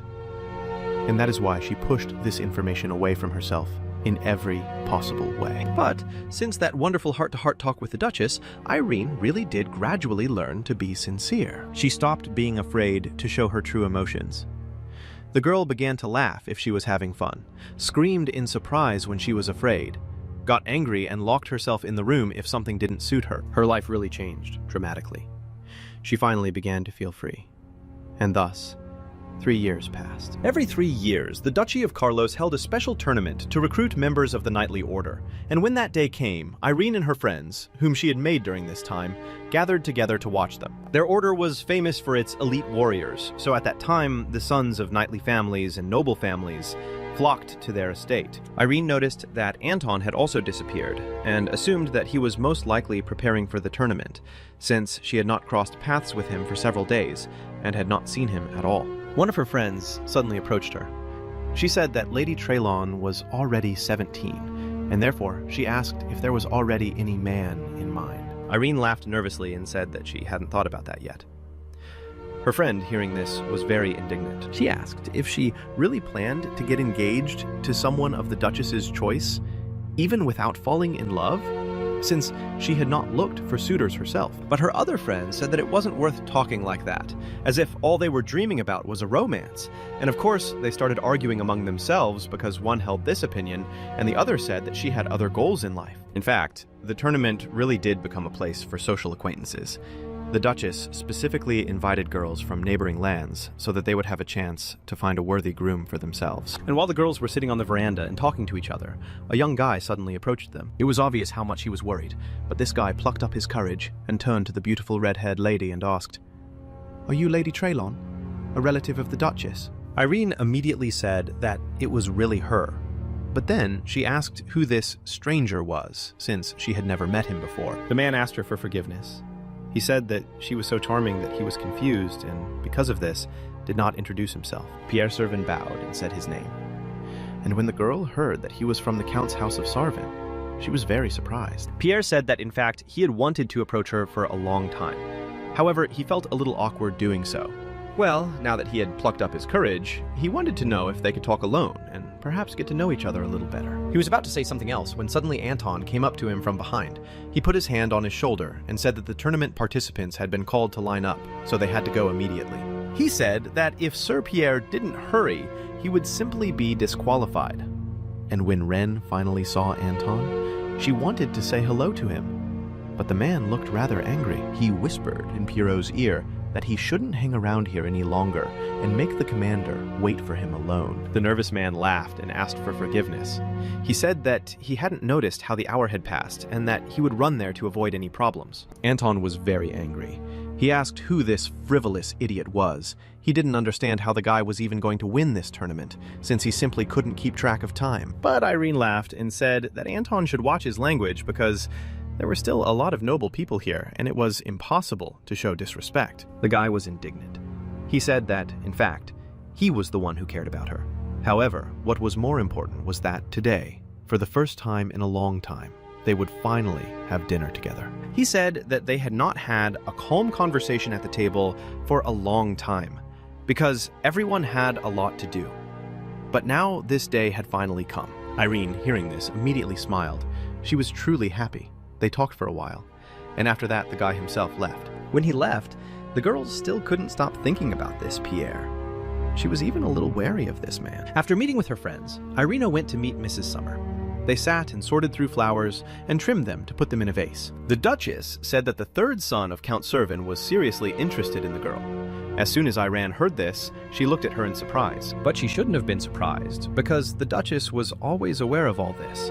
So she simply agreed with the woman in order not to anger her if anything happened. The Duchess said that he was not the heir, but he had a noble family, and even if he did not become a knight, his future was definitely secured. She also said that some people say that he has a meek character.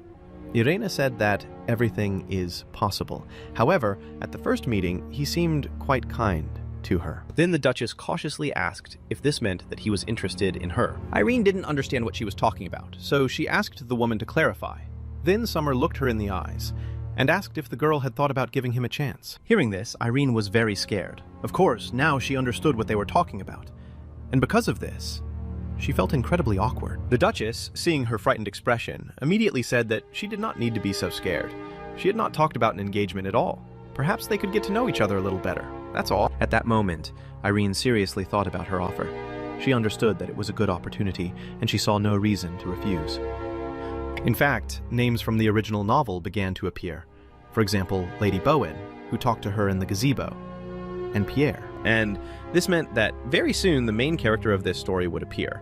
And even if Irene survived, contrary to the plot, Anton, as in the book, should have fallen in love with her at first sight. And then the girl will again be left completely alone because he will give all of himself to this relationship with the main character. Therefore, Irene understood that for her own well-being, new acquaintances would not hurt her. So, she told the Duchess that she would meet him again. And so, when several days had passed since then, she went to the city with her maid to meet Pierre as they had planned. The maid said that she would wait for her not far from the carriage, and she could enjoy the time spent in peace. Irene thanked her, after which she went to the right meeting place and finally saw Pierre. When the guy came closer, she saw that he was not alone.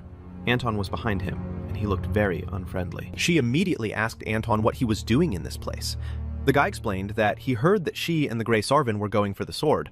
Therefore, he decided to join. He said that he understood swords much better than she did, and so she thought that his help would be good in this case. But Irene said that it was very impolite on his part to show up without an invitation. Therefore, she did not understand why he did this.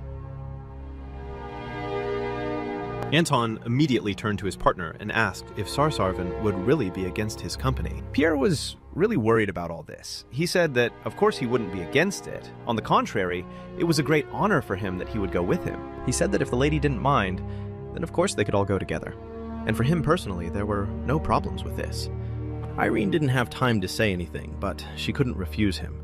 So the guys went ahead, and she stayed behind. Of course, she was very angry, and even upset with Anton. She did not understand what he was planning, because he clearly did not just go with them for no reason. After some time, the maid finally decided to accompany Irene, and they went to a special store with swords, and were finally able to choose the perfect one for Pierre. The man smiled happily, and thanks to them, he was able to choose an excellent blade.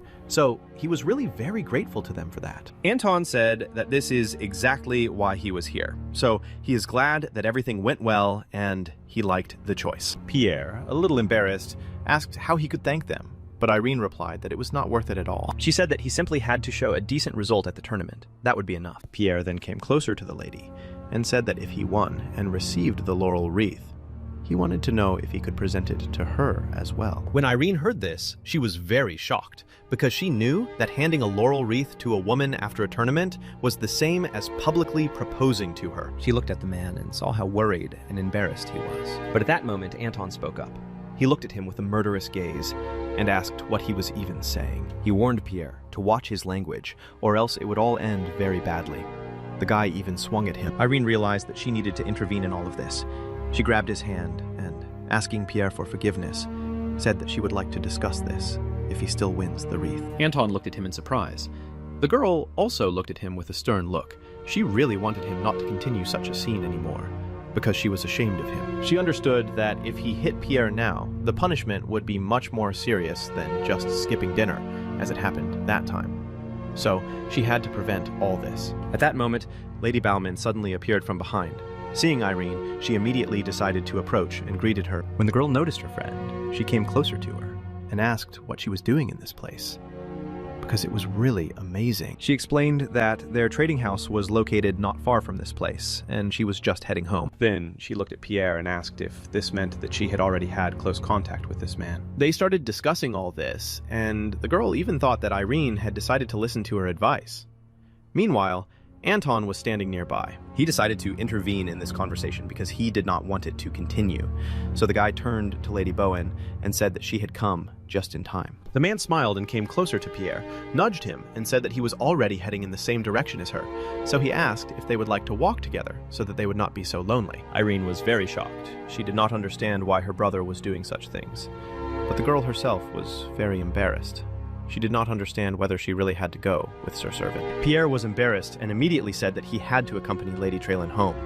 This is exactly what etiquette required of him, but Anton told him not to worry. At that moment, he came closer to Irene, and grabbing her by the shoulder, said that she and her sister could return home together. So everything was fine. The girl did not understand what nonsense he was talking about. She decided that it was better to just leave quickly before he made another scene. So she simply had to agree to this condition. Laughing, the girl said that everything was correct. They did it in the same house, so it was logical, but she herself pulled her hand away from him and did not understand why he suddenly decided to take it. But for some reason, Anton took her hand again and told his little sister to go. And in the end, they actually did go back. When they finally got into the carriage, Irene decided to start this unpleasant conversation. But a conversation was needed. She asked what all this was about. The man looked at her in surprise and, with a smile on his face, asked what she was talking about. He pretended as if nothing special had happened. Irene could not believe that he actually behaved this way, and at the same time pretended that he had done nothing wrong. She said that he had been following her like that and had ruined their meeting. So she would like to hear an adequate explanation of why he had done this. Anton smiled and asked what he meant by spoiled. Because he wanted to buy a sword, he helped him, and the guy didn't do anything bad, of course. The girl wanted to argue with him and prove she was right, but she realized that it was useless. For some reason, he would still insist on his own. Anton, seeing her expression, immediately asked if she was really angry. Then he looked at her with a pitiful look and asked if it was really because he came to the meeting. Irene was a little embarrassed. Of course, she didn't want to snap at him, so she turned away and said that it wasn't exactly because of this. Then Anton asked if she wasn't angry with him, then he could sit next to her. When she looked at this look, she realized that he knew perfectly well that she could not be angry with him when he looked like this. Because of this, she became even more upset. That's why she said that he could do whatever he wanted. And at that moment, Anton sat down next to her. He hugged the girl and was very happy about it. He said that he was really sorry that he upset her, so he asked her not to frown so much. He was very sorry that everything turned out this way. Aran simply asked that next time he behave much more restrained. But at that moment, the guy suddenly lay down on her lap, which surprised her greatly. From the day she heard his sincere words, she simply could not treat him coldly.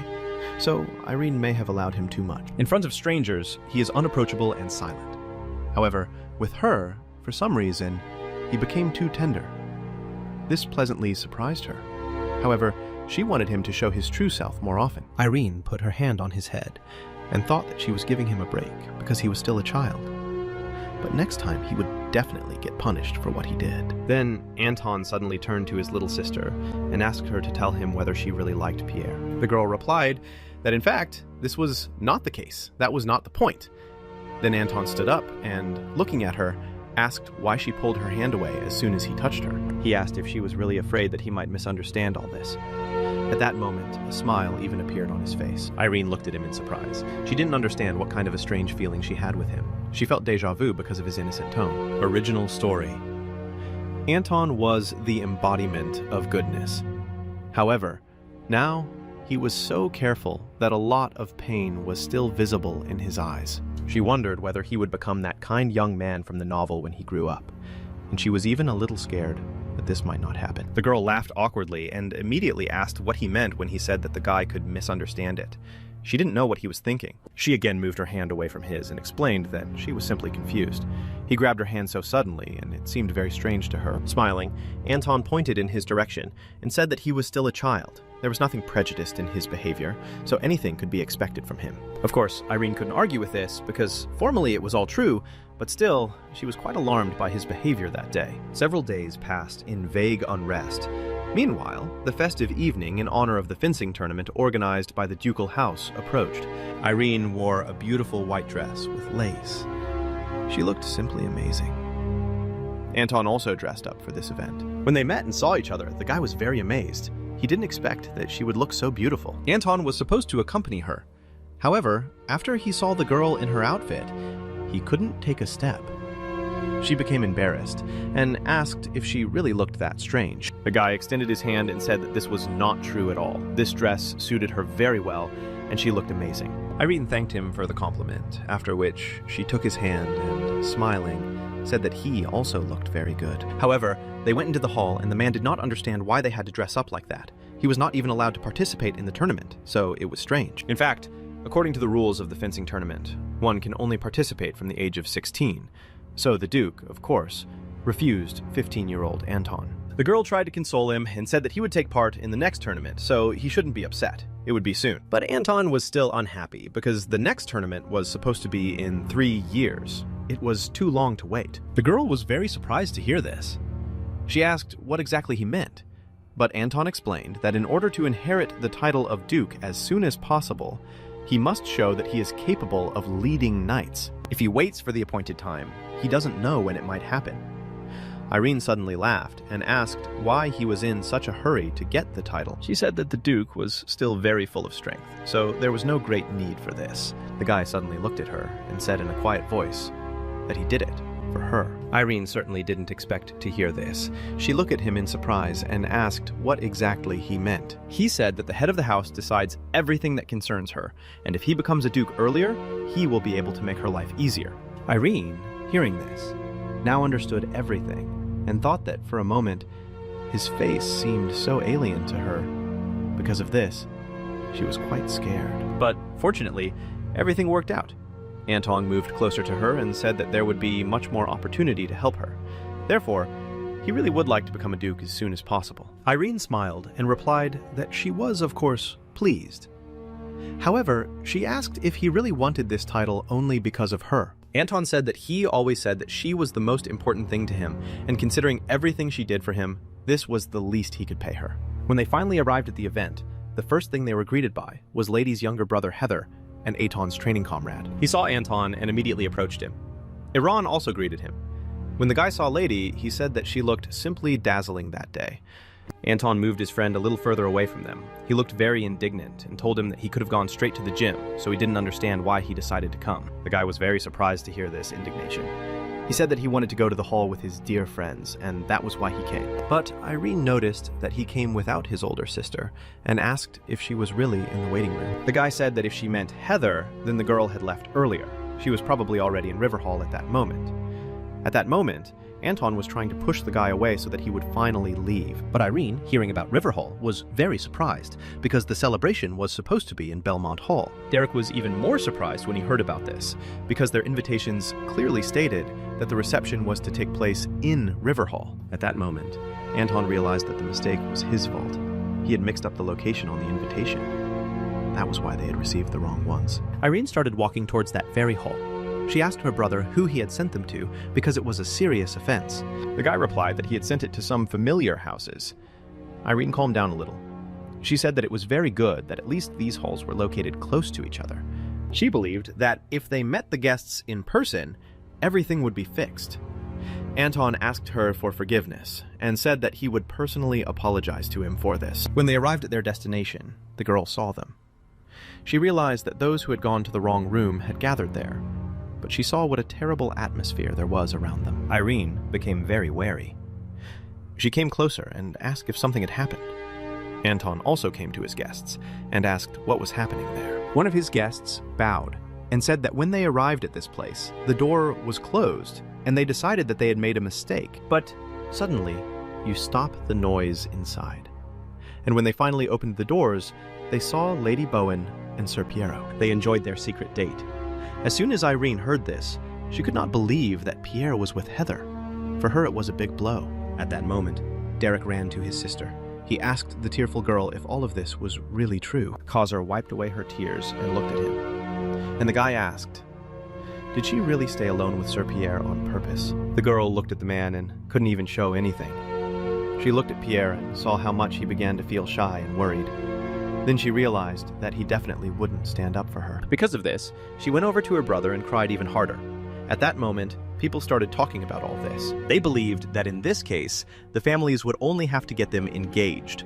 Otherwise, this scandal would seriously tarnish their good names. Irene panicked at that moment. She knew she needed to call the Duchess immediately to resolve the situation. That's why I turned to Anton, but then I suddenly saw some kind of evil smile on his face, and because of this I became wary. She didn't understand why he was smiling in such a situation. Anyone would have been confused, and would have at least shown their concern. However, Anton had a completely different reaction. Moreover, Heather was the sister of his close friend, so he should definitely be worried. Irene was already getting ready to go after the Duchess, but did not have time to do so because the woman herself had already arrived. She heard all this noise and commotion, and went inside and asked what had happened to them all. The arriving Duchess, like a conductor, took the situation into her own hands. The guests were carefully led to the right room. Auxerre and Pierre, under an elegant pretext, left the evening, and the Duchess took Anton away with her, and her expression was colder than usual. She said that he would have to immediately explain the situation that had happened. Later, Irene was called, and was left alone with the Duchess. She was wondering what Anton had said to her that was the reason she had been behaving so quietly until now. But then suddenly, having come to her normal state, the Duchess turned to the girl and said that she should stay away from her brother. Irene was very surprised to hear this. She asked what she meant. Mrs. Summer explained that this child would stop at nothing to achieve her goals. His mother was both exactly the same, so you always have to be on your guard and act very carefully for your own good. Then the Duchess explained that he had deliberately mixed up the holes in the invitations, and even now he did not feel a drop of remorse for his actions. This was precisely what frightened her most. Irene immediately began to stand up for him. She said that this was not at all the case. The woman was mistaken. He was not at all like his mother was. He tried to become a worthy heir, but the Duchess suddenly raised her voice at her for the first time in a very long time and told Irene to do what she was told, The girl was very surprised. She had never seen the Duchess so angry. And because of this, she suddenly fell silent and simply looked at her in surprise. Summer said that she was saying this for her own good. So for her own well-being, she just needed to listen to this advice and take certain measures. After this meeting, Irene went to her room. As soon as she left the lady's office, Anton immediately met her there. The man greeted her with a satisfied smile, and Irene was immediately very surprised when she saw him. She asked if he had really been waiting for her outside the office all this time. The guy came closer to her and said that everything was exactly like this. He knew that she would be shocked. He could not leave her alone after everything that happened, especially after the conversation with the Duchess. At that moment, he hugged the girl and said that this servant had acted very lowly. You could not even imagine that this guy could be so ignorant, dare to show sympathy to Irene. And he himself secretly began dating another at that moment. Iran looked at Anton and again saw that very smile on his face. She turned to the man and asked if he knew about their relationship. The guy made a surprised expression and asked what it was saying, but Iran continued. She said that she believed that he knew and deliberately indicated the wrong hall on the invitations to put them in a bad light. Anton, of course, began to deny all of this. He said that, of course, this could not have happened, after which he asked if the Duchess had really told her about this. But when Irene looked at his face, she realized that there was not a drop of remorse there. She had never seen him like this before, and it scared her very much. Irene could not contain her emotions. She suddenly screamed at him and told him not to pretend. She just wanted to know why he did it. Anton suddenly put his hand on her cheek shield and told his sister that it was just a coincidence that the Duchess did not react too strongly, and because of this, she probably imposed this thought on her. He asked if he, being the Duke's heir, would deliberately undermine his own credibility. At that moment, Irene remembered all the words that the Duchess had said to her about how he had done all this because of her, that she had not rejected the advances of her son to the Sarvan family, which is why he had decided to take extreme measures and eliminate the rival within himself. But of course, the girl didn't understand why he had to do this for her. It was all very strange. Then, Summer explained that she could no longer close her eyes. She wanted the girl to remember that his gaze was always directed only at her. And now, when Irene stood next to him, she really noticed that he always looked at her at every opportunity and tried to be close. Anton stroked her head and asked if she really thought he was capable of such a thing. Except, if it was about her safety, then in that case it would be possible. Then Irene realized that most likely the Duchess was right. He became completely different, as if he was preoccupied with her. At that moment, Anton suddenly noticed that her whole body began to tremble. He assumed that it was because she was cold, but in fact, it was from fear. He hugged her again and said that they needed to bring everything back inside. He would take her there and asked her to just trust him, and then everything would be fine. At that moment, the girl realized that Anton was most likely truly obsessed with her, and this thought frightened her even more. After she returned to her room, Lydia noticed that the lady was somehow different. She asked if she still hadn't said hello, because she needed to know, since dinner was about to be served. Irene replied that she should convey that she would dine in her room again that day. This continued for several days, and the girl did not want to leave there. She felt safe in the room. After what happened at the ball before the tournament, she felt very awkward being around Anton, so she simply avoided him in every possible way. She understood that if the Duchess's words were true, she didn't know how she could stay close to him now. If every time she looked at him, she thought only about what exactly he felt and thought about her. Irene couldn't even imagine that she might end up in a situation where he, obsessed with her, would lead her to a bad ending, because she tried in every way to avoid all of this. Moreover, the palace just sent an invitation to this year's judo and bachelor's ball. While Iran is busy preparing, she will finally be able to keep a normal distance and not arouse suspicion. The girl decided that, perhaps, over time, his interest in her would subside. She really hoped for this, because she was even afraid to be around Anton now. While she was thinking, she didn't notice how quickly time flew by, and now she and Anton were already heading to the capital for this very ball for which she had been preparing for so long. The Duchess, seeing the girl off, said that she should have accompanied her. However, she was unwell.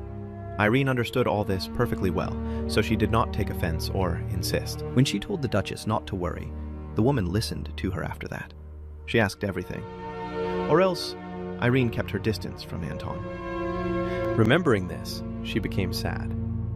She said that this is exactly why she even specially scheduled her departure to the capital for another day, in order not to cross paths with him. The Duchess said that she was a great fellow, after which she added that the journey to the capital would take several days, so she advised the girl to be sure to take care of herself. And when Irene finally set off, having driven away from the duchy, she suddenly felt very ill. She didn't understand what was happening to her, because for some reason, the girl couldn't even take a breath. It felt as if the carriage was about to turn over at any moment. Then she suddenly thought that, in the original story, her character died because of this. There were no details, but everyone suspected that Anton, hating her, had arranged this assassination attempt. However, then she suddenly thought that perhaps he was not even involved in all of this. Irene understood that perhaps today was the very day when she was supposed to die, according to the plot. Because of this, she was seized by panic and began to tremble. The maid, as soon as she saw that something was happening to her, immediately ran up and asked what was wrong with her, and Ren wanted someone to help her. She was very scared. The maid tried to calm her down. She told her to breathe deeply, and after that, she ordered the carriage to be stopped immediately. At that moment, Irene turned her head towards the window, and then she saw Anton there, riding a horse. Eventually, the carriage was stopped. The man helped Irene out into the street. He sat her down on the soft grass and held the girl's hand to help her calm down. After a short silence, he asked if she was feeling a little better now. The girl said that everything was fine now, and thanked him. Anton asked if she had considered stopping in the nearest town so that she could recuperate and then head to the capital. Irene said that she was now okay, so he didn't have to worry. After that, she looked him straight in the eyes and asked what brought him to this place. She left early on purpose so as not to cross paths with him. He explained that he could not let her go alone to the capital, prepared all the necessary things, and went in the second carriage. He himself caught up with her on horseback. He took her hand, and at that moment, his eyes also began to well up with tears. He asked if she really hated him that much. He said that since that night, she had been avoiding him, and if today he had done wrong, he would like her to say so. Then he would immediately return to the estate and would not be so intrusive. For a while, Irene was silent. She heard his trembling, pleading voice, and it was as if she were back on that stormy day when he was only 14. Then she hugged him and said that she would always be on his side.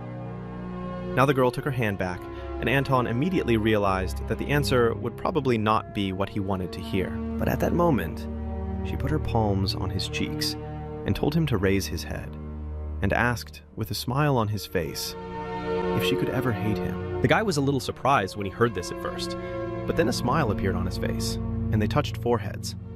At that moment, he was the happiest person in the world. Iran's last big silence was that she just wanted him to become worthy of becoming a game that everyone would admire. Anton, hearing this, immediately smiled. He said that if this is what she wanted, then he would certainly become exactly like that for her. She then asked if he had promised her this, and the guy did even more. He swore that he would do it. He explained that her wishes were a real law for him. So a few more hours passed, and they finally reached the capital. Irene had to sit in the carriage for a while because the maid went to find a hotel where they could stay. When Lytia returned, they had already found the right place.